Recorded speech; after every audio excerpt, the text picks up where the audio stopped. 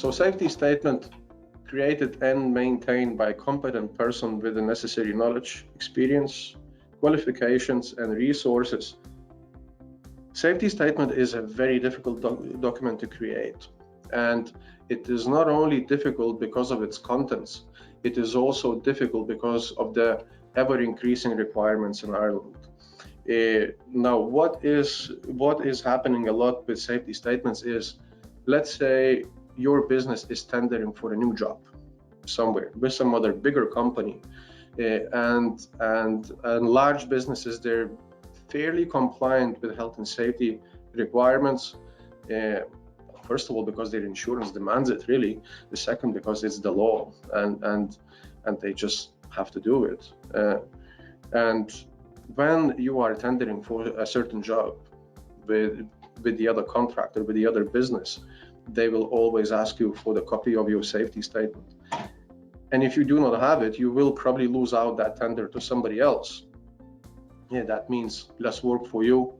You will not get those monies coming into your business, which otherwise could have been there.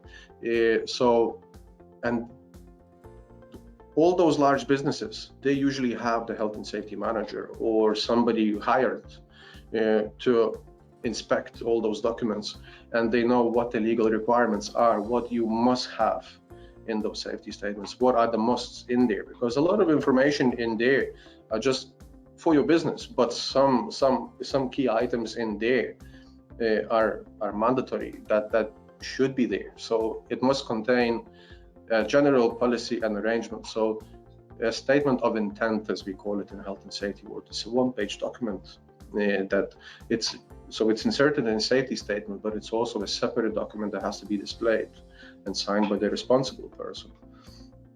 That document just states that your business is actually looking after your staff, and this is the way you're looking after them, and what are you doing. And the same goes for environmental statement of intent, and when it's something to do with fire as well.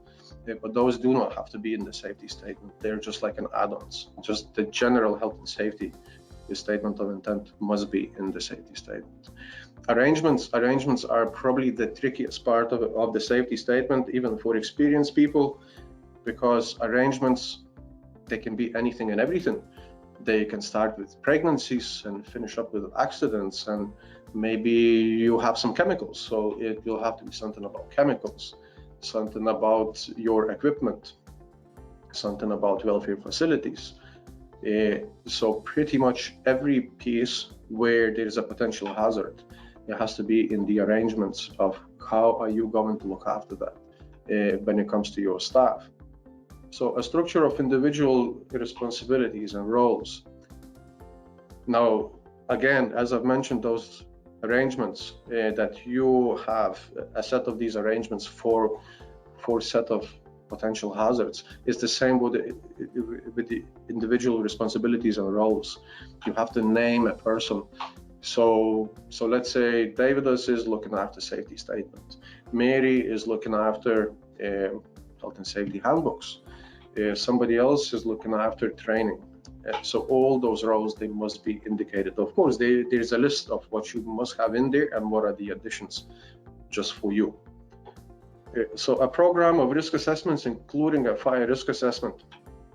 Now, this can be done in a couple of ways. You can have risk assessments in the safety statement, and that's fine. However, in certain industries, you do not have to have it in a safety statement. They can be as a separate document. Well, they should be as a separate document anyway, but if you want, you can have them in the safety statement. Again, when I come back to the tenders, you might be asked, where are your risk assessments? Can you put them in the safety statement for us? And that's what you do for them if you want that tender. The fire risk assessment. Now, fire risk assessment is it's in kind of a really tricky situation at the moment in Ireland, because it is best practice in some places. In some places you must do it.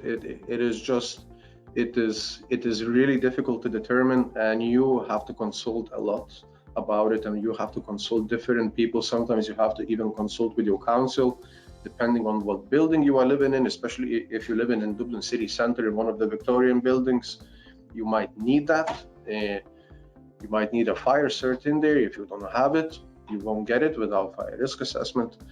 Your insurance might require it. Again, you might be tendering for some jobs. They might ask for it. So there are many different ways and many different categories of where it might be needed, where it might not be needed. One thing I can say about fire risk assessment is that it will always prevent a lot of unfortunate events. Because whoever is carrying out fire risk assessment, they're usually quite qualified person in that specific area, and they will know that you have to have fire extinguishers right here. Your fire exit is not sufficient enough. Why do you have that door in here? That door should be in the other place. Maybe that door should be replaced to a fire door. It's so many different things that only those specialists can really tell you what is going on in there. And if somebody doesn't have any fire knowledge, you would not even understand that it should be happening that way.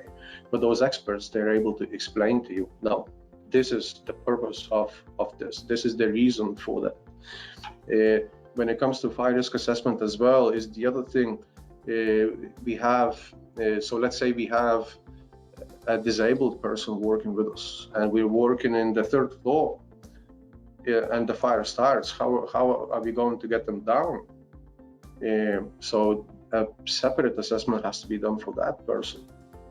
Is there an isolation room where the fire can be contained outside of it? So there are so many different things that should be looked at. It has to be documented, obviously, and your staff must know about that as well.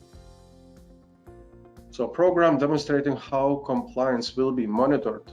Now, this can be done in many ways. You can have your training days, you can have your weekly meetings, monthly meetings, sign-offs of the risk assessments and your safety statement and handbooks and such. There are many ways. The most important thing is that you are taking the time to make sure that compliance level is achieved, just rather than making the policies, the documents, and just shelving them somewhere in a drawer, because that will never work, of course.